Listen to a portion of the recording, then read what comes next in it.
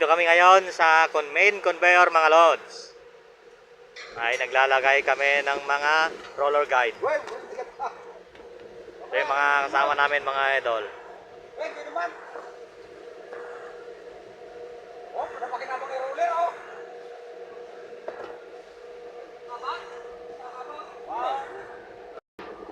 Ito mga idol. Dahil sobrang galaw ng conveyor mga lods, kailangan ng roller guide.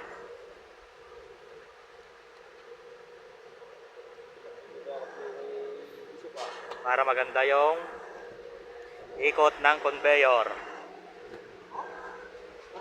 Shout out pala sa Hey, mga anak mo.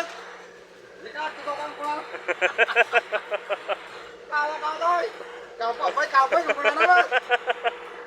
shout out pala sa mga laging nakasubaybay sa aking mga video about sa mga crusher.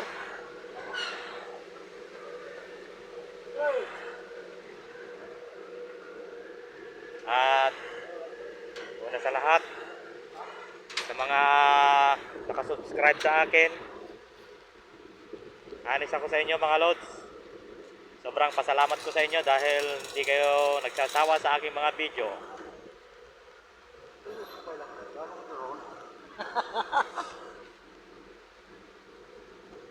Hoy. Hoy. Hoy. Dapat ba? Hoy, patulong ka pagkapay para juwak murado mo. Yun, nalalagay na yung isang side mga idol, yung kaliwang side, yung left side.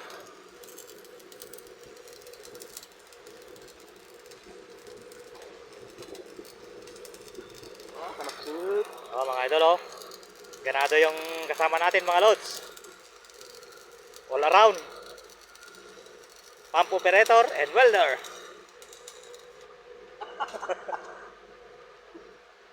Oh, naglambuto. Mga idol, nagmaman-to-man na pagbentong kasama namin.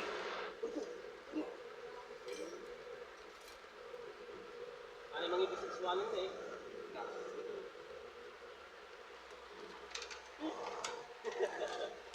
May bubong yung conveyor natin mga idol kasi lakas ng ulan. Shout out sa ating mga viewers at sa mga nakasubscribe. Parang nyo na, mag-subscribe na naman. Manood naman kayo.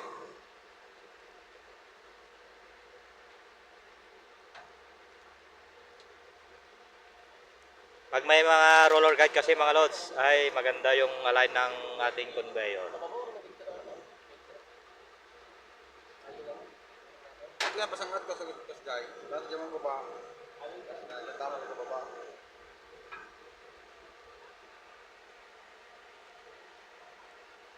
Yun mga idol.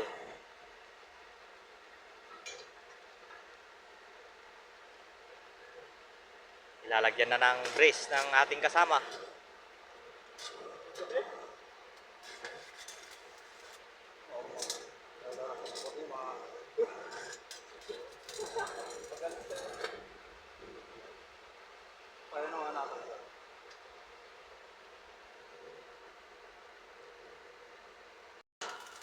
So yung mga idol, yung mga kasama natin.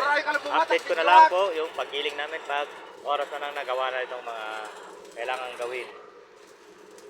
Yung haba pala ng conveyor na to mga lods, nasa 50 meters. Return and yung paikot niya, bali 50 meters lahat, 54, 55. So, yan o. Nasa taas tayo mga lods. Yan. Siyasa na kayo sa ating crusher mga lods dahil medyo marami. But malakas gumiling. Tuloy-tuloy ang kita mga idol. Yan.